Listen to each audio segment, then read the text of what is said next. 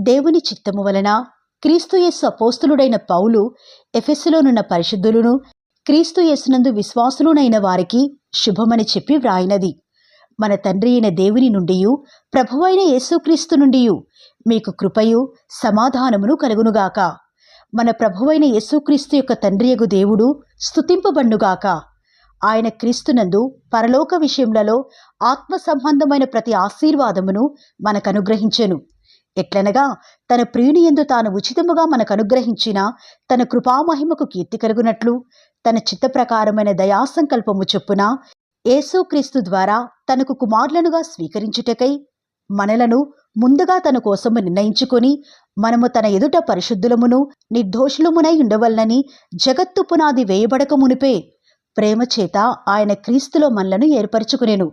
దేవుని కృపా మహదైశ్వర్యమును బట్టి ఆ ప్రియుని యందు ఆయన రక్తము వలన మనకు విమోచనము అనగా మన అపరాధములకు క్షమాపణ మనకు కలిగియున్నది. కాలము సంపూర్ణమైనప్పుడు జరగవలసిన ఏర్పాటును బట్టి ఆయన తన దయాసంకల్పము చొప్పున తన చిత్తమును గూర్చిన మర్మమును మనకు తెలియజేసి మనకు సంపూర్ణమైన జ్ఞాన వివేచన కలుగుటకు ఆ కృపను మన ఎడల విస్తరింపచేసెను. ఈ సంకల్పమును బట్టి ఆయన పరలోకములో ఉన్నవే గాని భూమి మీద ఉన్నవే గాని సమస్తమును క్రీస్తునందు ఏకముగా సమకూర్చవలనని తనలో తాను నిర్ణయించుకునెను. మరియు క్రీస్తునందు ముందుగా నిరీక్షించిన మనము తన మహిమకు కీర్తి కలుగుజేయవలనని దేవుడు తన చిత్తప్రకారమైన సంకల్పమును బట్టి మనలను ముందుగా నిర్ణయించి ఆయనందు స్వాస్యముగా ఏర్పరిచెను. ఆయన తన చిత్తానుసారముగా చేసిన నిర్ణయము చొప్పున సమస్త కార్యములను జరిగించుచున్నాడు. మీరును సత్యవాక్యమును అనగా మీ రక్షణ సువార్తను విని క్రీస్తునందు విశ్వాసముంచి వాగ్దానము చేయబడిన ఆత్మచేత ముద్రింపబడితిరి. దేవుని మహిమకు కీర్తి కలుగుటకై ఆయన సంపాదించుకున్న ప్రజలకు విమోచనము కలుగు నిమిత్తము ఈ ఆత్మ మన స్వాస్యమునకు సంచకరువుగా ఉన్నాడు. ఈ హేతువు చేత ప్రభువైన యేసునందలి మీ విశ్వాసమును గూర్చియు పరిశుద్ధులందరి ఎడల మీరు చూపుచున్న విశ్వాసమును గూర్చియు నేను వినినప్పటి నుండి మీ విషయమై మానక దేవునికి కృతజ్ఞతాస్తుతులు చెల్లించుచున్నాను.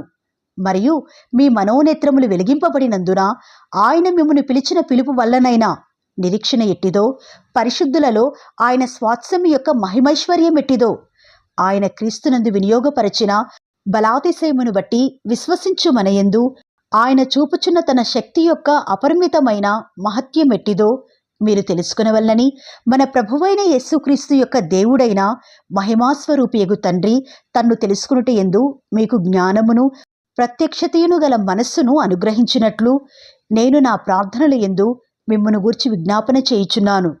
ఆయన ఆ బలాతిశయము చేత క్రీస్తును మృతులలో నుండి లేపి సమస్తమైన ఆధిపత్యము కంటేను అధికారము కంటేను శక్తి కంటేను ప్రభుత్వము కంటేను ఈ యుగమునందు మాత్రమే గాక రాబోవు యుగమునందును పేరు పొందిన ప్రతి నామము కంటేను ఎంతో హెచ్చుగా పరలోకమునందు ఆయనను తన కుడిపార్శ్వమున కూర్చుండబెట్టుకుని ఉన్నాడు.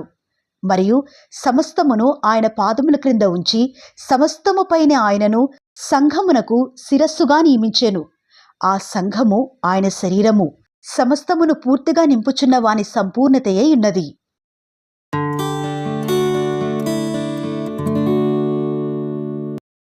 మీ అపరాధముల చేతను పాపముల చేతను మీరు చచ్చినవారయుండగా ఆయన మిమ్మును క్రీస్తుతో కూడా బ్రతికించెను. మీరు వాటిని చేయుచు వాయుమండల సంబంధమైన అధిపతిని అనగా అవిధేయులైన వారిని ఇప్పుడు ప్రేరేపించే శక్తికి అధిపతిని అనుసరించి ఈ ప్రపంచ ధర్మము చొప్పున మునుపు నడుచుకొంటిరి. వారితో కలిసి మనమందరమును శరీరము యొక్కయు మనస్సు యొక్కయు కోరికలను నెరవేర్చుకునుచు మన శరీరాశలను అనుసరించి మునుపు ప్రవర్తించుచు కడమవారి వలనే స్వభావసిద్ధముగా దైవోగ్రతకు పాత్రులమై ఉంటిమి. అయినను దేవుడు కరుణాసంపన్నుడయుండి మనము మన అపరాధముల చేత చచ్చిన వారమై ఉండినప్పుడు సైతము మన ఎడల చూపిన తన మహాప్రేమ చేత మనలను క్రీస్తుతో కూడా బ్రతికించెను. కృపచేత మీరు రక్షింపబడి ఉన్నారు.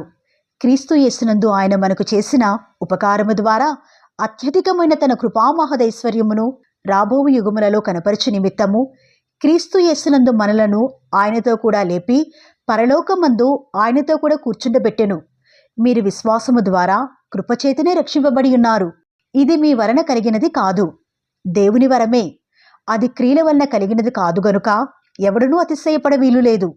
మరియు వాటి యందు మనము నడుచుకున్న వల్లని దేవుడు ముందుగా సిద్ధపరిచిన సత్క్రియలు చేయుటకై మనము క్రీస్తు యేసునందు సృష్టింపబడిన వారమై ఆయన చేసిన పని అయి ఉన్నాము.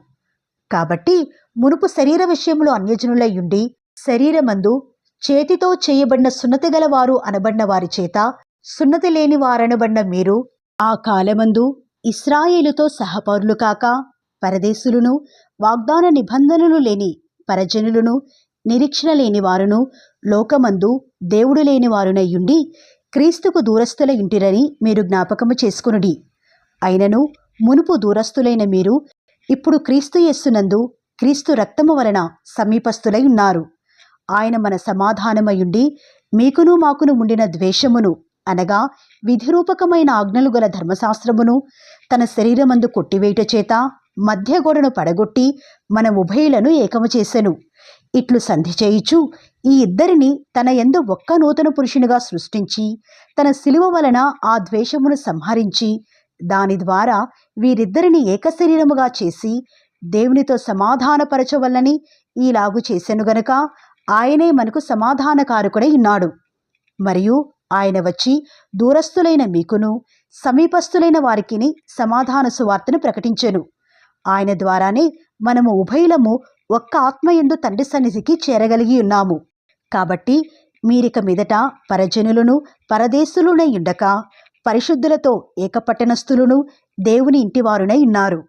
క్రీస్తు యేసే ముఖ్యమైన మూలరాయే ఉండగా అపోస్తులులను ప్రవక్తలను వేసిన పునాది మీద మీరు కట్టబడి ఉన్నారు. ప్రతి కట్టడమును ఆయనలో చక్కగా అమర్చబడి ప్రభువునందు పరిశుద్ధమైన దేవాలయమగుటకు వృద్ధి పొందుచున్నది. ఆయనలో మీరు కూడా ఆత్మమూలముగా దేవునికి నివాస స్థలమైనటకు కట్టబడుచున్నారు.